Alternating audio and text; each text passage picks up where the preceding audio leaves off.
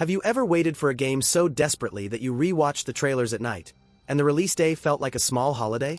And then, you launch it, and a wave of disappointment crashes down on you. Not because the game is bad, but because it betrayed your expectations. Today we're not talking about trash, not about free-to-play junk, and not about games that looked dubious from the start. We're breaking down the projects that were supposed to be great, but collapsed so hard that people will discuss them for years. These are the disappointments of the year. Games that killed their own legacy, copied the wrong ideas, drowned in ambition, or were buried under development chaos. And we begin with a category that hurts fans the most.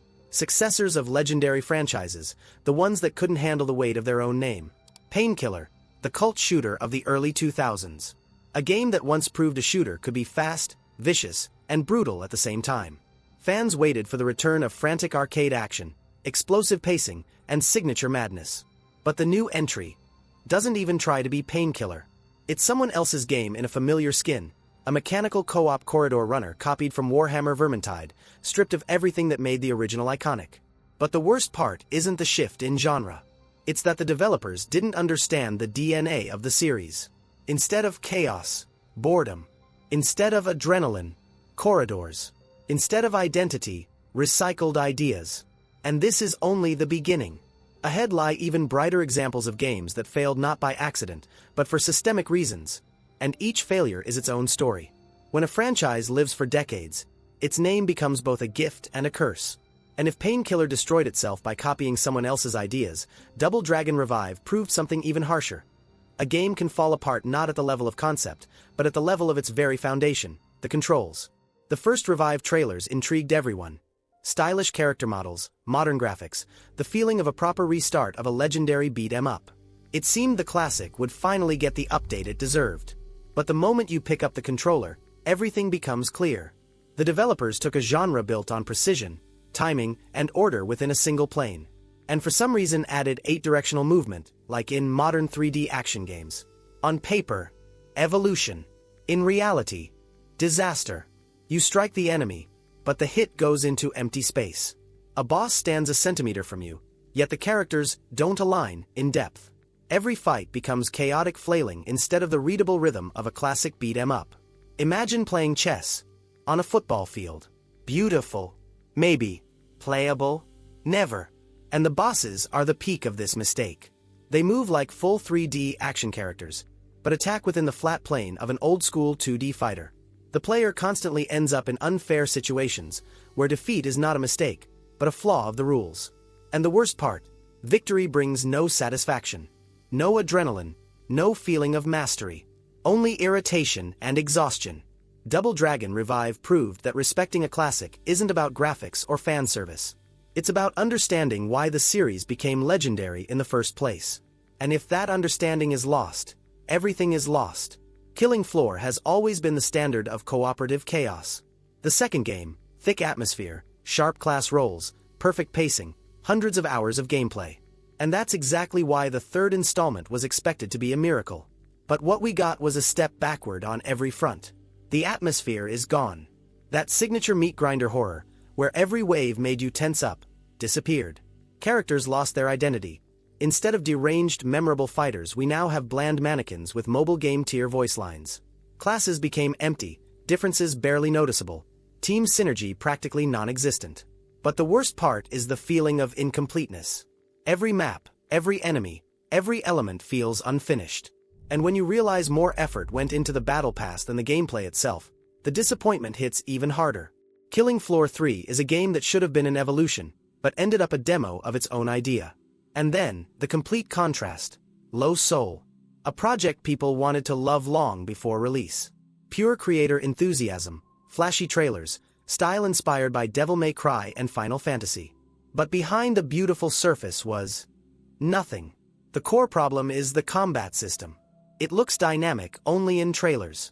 In reality, bosses are massive damage sponges. You hit one enemy for 15 minutes just to break a barrier, opening a tiny window for actual damage. And then the cycle starts all over again. A stylish action game turns into monotonous exhaustion. There's no content either. No puzzles, no exploration, no sense of adventure. Just arenas and fights that never evolve or change. It's a project made with genuine passion, but without structure, depth, or understanding of pacing. Killing Floor 3 is a step backward. Los Soul is a step into the void. Together, they show how hard it is to balance a beautiful idea with real game design. On paper, Scarlet Salvation sounded like a great idea. An anime-style Returnal, fast dashes, stylish gunfights, respawns, a sci-fi roguelike. But the problem is simple. The developers took the mechanics of the original and completely lost the reason why they work. In Returnal, aggressive enemies force you to stay in motion. Each weapon has a unique identity and rhythm. Every encounter is risk, adrenaline, tension. But Scarlet Salvation is copying without understanding.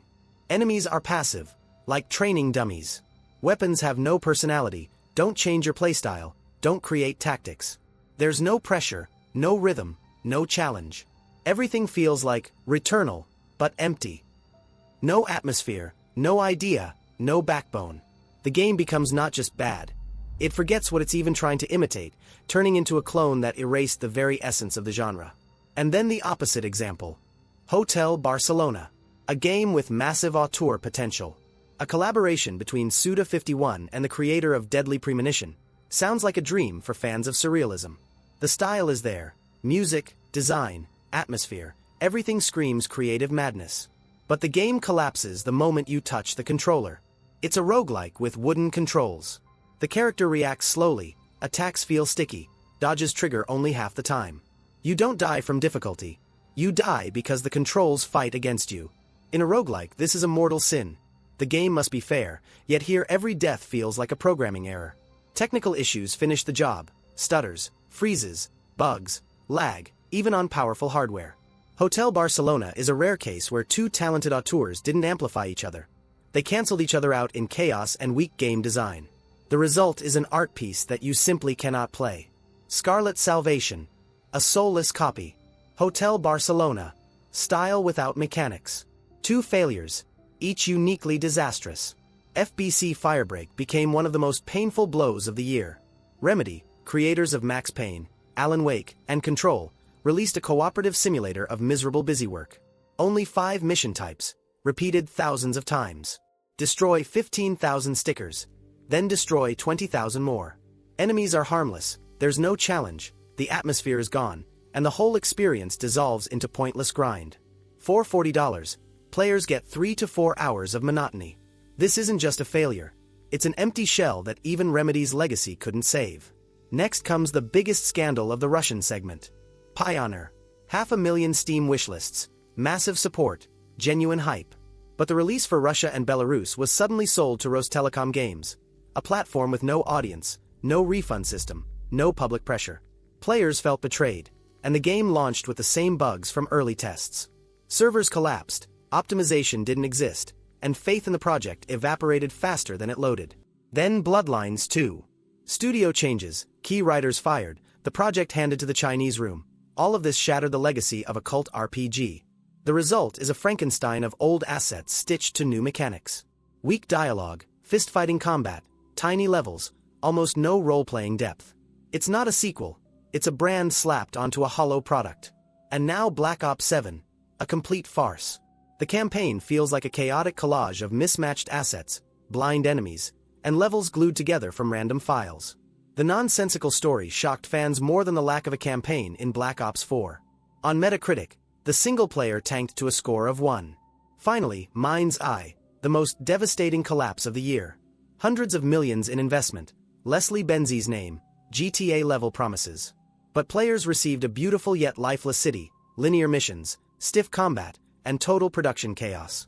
The team didn't understand what game they were making, and it shows in every second of gameplay. All these games share one thing: huge promises, famous names, and zero understanding of what makes a game alive. Sometimes the cause is greed, sometimes chaos, sometimes a broken legacy. But the outcome is the same. Player trust is too fragile to gamble with. The Festival of Disappointments is officially closed.